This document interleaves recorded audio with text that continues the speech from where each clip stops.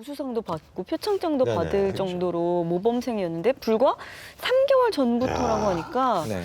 야 정말 답답하시겠어요. 걱정도 되고. 네. 야, 근데 이거 우리가 좀 애가 왜 이렇게 변했는지 저희가 좀 뭐 한번 좀 봐야지 좀 이해가 될 것 같은데요.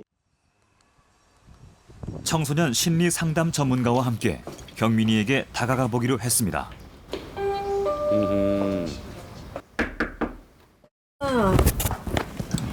안녕. 자는데 방해한 거 아니야? 선생님이 오늘 만나러 온다 그러길래 일단 같이 좀 보고 싶어서 왔거든. 답답한 건 뭔지, 고민은 뭔지 좀 들어보고 싶어서. 어떻게 같이 한번 이렇게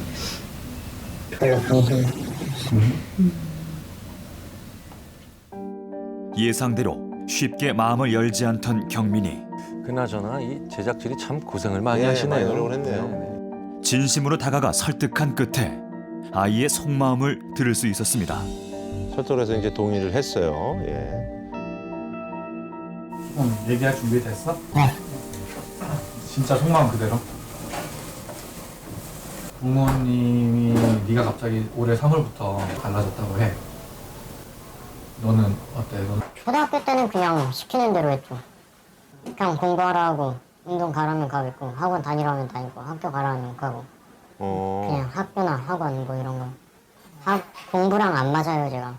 근데 아빠는 공부하기 원하고 그냥 나 학원 다니기 싫다 이렇게 얘기했는데 안 돼 다녀야 돼 이렇게만 말하고 바뀌는 것도 없고 바뀌는 게 없었어요. 더 심해졌죠. 어릴 때부터 모범생이란 말을 들으며 열심히 공부했던 경민이 사실은 왜 공부를 해야 하는지 몰랐고 싫었지만 어쩔 수 없이 부모님이 원하는 대로 살았다는 겁니다. 그러니까 애는 이제 공부가 자기가 싫은데 근데 이제 부모님들이 계속 하라고 갑자기 왜 그러니까 하겠어? 그게 부담감으로 왔는지. 그냥 중학교 올라와서 해봤는데 하기 싫고 안 맞으니까 엄마한테 그거 말하고 말이 안 통하니까 대들고 그러니까 말다툼하고 사이도 멀어지고. 그때 심정이 어땠어? 그냥 답답했죠. 근데 그렇다고 해서 저렇게 그러니까요. 폭력성이 보일 필요는 없잖아요. 며칠 후 전문가의 도움을 받아 경민이와 엄마 아빠가 서로 마음을 터놓을 수 있는 자리를 마련했습니다. 하지만 마음의 거리가 멀듯 가족들의 시선은 서로 다른 곳을 향해 있는데요. 고생 많았고 오시느라고 고생 많으셨고요. 네. 일단 제가 한 검사한 거를 보여드릴게요. 3개월 동안 너무나 궁금했던 아들의 속마음. 그림 검사 내내 경민이는 할 말이 많은 듯 거침없이 속마음을 토해냈습니다. 나무는 자기를 나타내는 거거든요. 근데 굉장히 자아가 강해요. 크잖아요. 아예 이거 보이지 않을 정도로 이렇게 아이는 자기의 힘을 발휘를 하고 싶은데 손발이 묶여 있어요. 그게 지금 가장 답답해하는 부분이에요. 이렇게 에너지가 많은 아이가 그 에너지에 몇만 분의 1도 표현을 못하는 걸 수도 있는 거예요. 내가 옛날에는 좀 부드러웠으면 좋았을 텐데 괜히 엄격하고 뭔가 가이드라인을 만들어가지고 엄격하게 좀 하려고 했던 것 같아요. 예를 들면 어떤 게 있어? 가을 때쯤에나 강제로 각서 쓰기 했던 거? 각서를. 경민이가 평소 조금이라도 흐트러지면 아빠는 일방적인 요구 사항이 담긴 각서를 쓰게 했답니다. 다섯 번 쓴 것 같아요. 부르는 대로 써라. 진짜 기분 나빴어요. 왜 쓰는 거지 하면서도 내가 이걸 왜 써야 되지? 왜 말을 들어야 되지? 아니 싫다고 나는. 강요하지 말라고. 강요하지 마 나한테. 튀어나가게 그럼. 그러고 보니 부모님의 말에 강요하지 말라며 민감한 반응을 보였던 경민이. 지금 이 가족들을 이제 보시면 부모님들도 어떠세요? 약간 원인을 가족 제공한 그림을 부분이 보시면? 있네요. 가족이 이렇게 따닥따닥 붙어 있는 그림을 저는 본 적이 별로 없어요. 그러니까 지금 밖으로 튀고 싶고 하고 싶지만 집에서 이렇게 밀착하고 있는 욕구가 있는 거예요. 근데 왜 이게 충족이 안 되냐면 하고 싶은 반응들을 부모님이 안 해주시는 거예요. 엄마 아빠가 나에게 불쾌한 감정을 일으킨데 구체적으로 어떤 감정인지 물어봐도 돼? 그냥 짜증나요.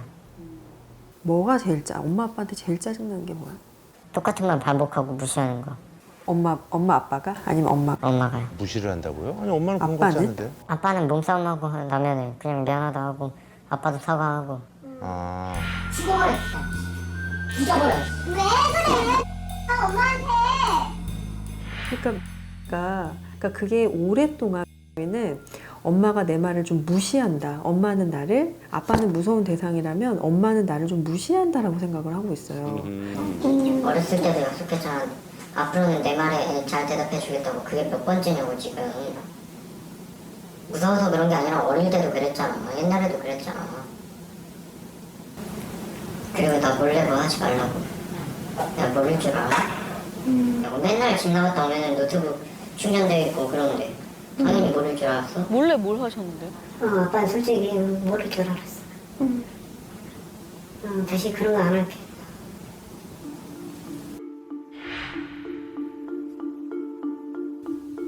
경민이가 외출하면 아들의 SNS를 몰래 보고 사실 예민한 애들은 또 이제 저런 것들이 또 친구들끼리 늦게까지 놀자는 내용이 있으면 그 친구에게 연락해 훈계하기도 했다는데요. 그러니까 어머니께서 이제 조금 이게 또 친구들한테 얘기해가지고 이제 또 뭐 이렇게 했나 봐요. 뿐만이 아닙니다. 경민이가 쓴 카드 내역을 문자로 받으면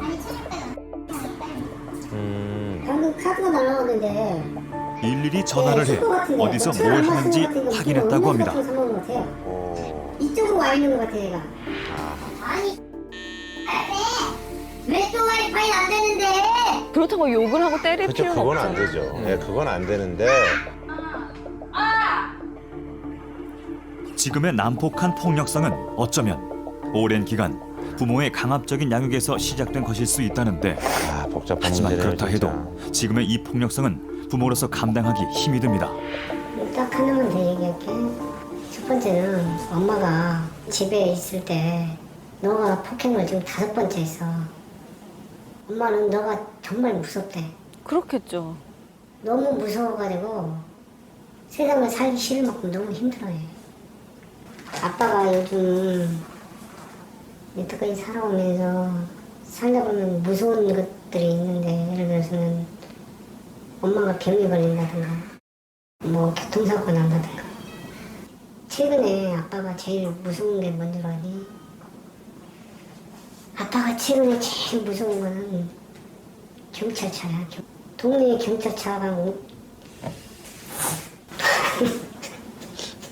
참 부모님들이 처음으로 아들에게 진심을 털어놓는 아버지까지 아빠. 눈물을 흘리시네요. 분들 같은데. 혹시 그 안에 네가 있나 싶어가지고 아빠는 너무 겁나. 이런 부모님의 마음을 좀 알아주면 좋겠구만. 밤에 자다가도 지금 저런 소리만 나면 아빠가 자다가 새벽에도 일어나지고 창문 열어봐. 아빠가 이렇게 무서운 생각 안 들게끔 그런 일이 안 생겨서 정말 좋겠다. 아빠는 경찰차가 너무 무섭다. 이 아버지의 눈물을 보고 좀 내가 좀 마음이 좀 바뀌어야 될 텐데. 그러니까요. 경민이에게는 다소 강압적인 방법이었지만 부모는 부모대로 아들을 위한 마음에서 비롯된 일이었답니다. 아휴, 근데 부모님이기 때문에 또 자식을 포기할 수도 없겠죠.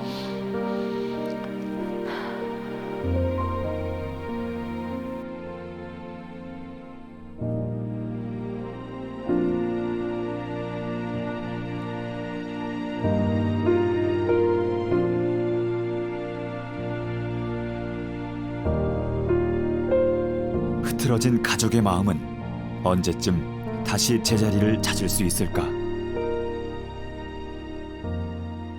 엄마에 대해서는 좀 안 좋은 감정들이 좀 많이 묵혀져 있었던 것 같아요. 그게 아직 완전히 풀리지 않은 것 같아요. 그래서 좀 시간이 필요할 것 같고요. 한테도 좀 추스릴 시간을 주세요. 그리고 이게 지금 다 풀리진 않았지만 그래도 약속할 거는 해야 돼. 아무리 화가 나고 아무리 잘못했어도 절대 폭행은 안 돼. 저도 무슨 일 있어요? 그렇지. 예. 오늘 이렇게 얘기해본 게 어떠셨어요?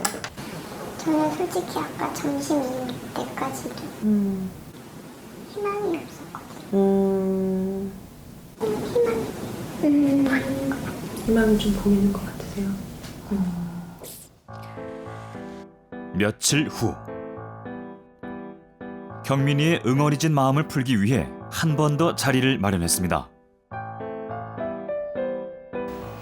어디 한번 가볼까?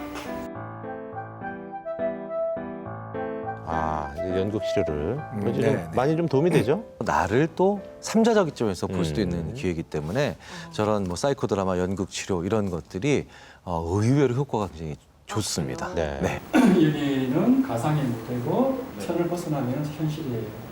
우리는 지금 가상에 와 있는 거예요. 이해는 따라올게요. 그동안 쌓인 불만을 엄마 아빠에게 말하면 되는 상황. 엄마 아빠가 뭐 했다고? 뭐 했는데? 뱉어봐. 말을 해야 알지. 말하게 해줄까? 네 목구멍에서 말 꺼내줄까? 그런데 불만 대신 울음이 터졌습니다. 그러면 좀 울던가 이 새끼야 시원하게. 엄마 아빠가 보고 있기 때문인지 경민이는 쉽게 응어리진 마음을 꺼내놓지 못하는데요. 만약 부모님이 세상을 떠날 날이 오면 그땐 경민이가 과거를 털어낼 수 있을까요? 내가 너랑 함께 죽을 생각도 했지만 네가 무슨 죄가 있겠니? 네 인생은 네 건데. 그래 내 인생은 내 거야. 엄마에 이어 아빠까지 하늘로 떠난 순간이 되자 경민이가 입을 열기 시작했습니다. 난 아빠의 분신이 아니야. 난 사람이야. 난 다른 인격체야. 나는 조종받는 이형이 아니야. 그 자아가 강하다는 나 누가 살라는 대로 얘기 살고 있었잖아요. 싶은 사람이 근데 아니야. 약간 진짜 그게 굉장히 센 애네요. 다른 애들에 비해서.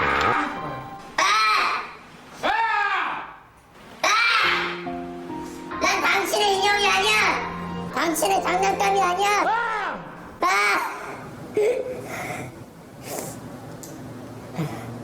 처음으로 토해낸 경민이의 솔직한 마음.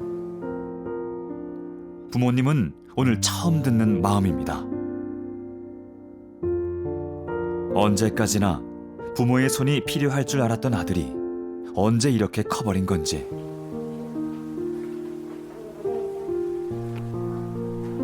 그리고 경민이와 엄마의 사이에도 작은 변화가 감지됐습니다. 어허. 좀 달라지는 부분이 있지 않을까 생각이 들어요. 자기가 어떤 분노나 뭐 공격성, 폭력에 대해서 왜 그러는지 원인을 이야기하지 않았거든요. 막연하게 엄마, 아빠 때문이에요. 그 정도만 하고 더 깊이 들어가면 입을 다물었거든요. 이제 그것에 대해서 이야기를 할 수 있게 됐다는 것이 가장 큰 변화된 시점이죠. 가끔 그런 경우 있잖아요. 너무 착하고 나한테 잘해주는 사람인데 나 숨 막히게 하는 사람들 있죠. 존재하죠. 네네네. 예, 부모님도 사실은 그런 상황에 아이를 집어넣을 수도 있어요. 그러니까 아이의 잘못된 행동을 정당화하자는 얘기가 아니라 그렇죠. 아이가 그렇죠. 그렇게까지도 격하게 반응할 정도로 뭔가 숨 막히는 게 있었을 수 있다는 거죠. 바람이 시원하게 불던 어느 여름밤, 어허. 다시 찾은 경민이네 집에는 조금의 변화가 생겼는데요. 아직은 조금 어색하지만 말 한마디라도 서로 다정히 해보려 합니다. 이 마음이 차분해진 것 같고 내가 약속 지키려고 애쓰는 것 같아요. 그리고 이제 선생님이 말씀하셨던 건 무슨 말하면 감정 읽어주려고 먼저 읽어주려고 노력하는데 그게 이제 습관이 안 됐다 보니까 조금 어렵기는 한데 그래도 노력은 많이 하고 있어요. 부모님이 바뀌자 경민이도 조금씩 달라졌습니다. 그냥 엄마 그때 때려서 미안해. 엄마 아빠가 이렇게 노력해줘서 고마워. 앞으로 잘 지내보도록 노력할게. 비 온 뒤에 땅이 더 단단해지듯 경민이와 부모님도 그러하기를. 그리고 또 하나, 경민이 스스로 학교에 가기 시작했는데요. 경민아, 지금의 마음이 다시는 흔들리지 않기를 응원할게.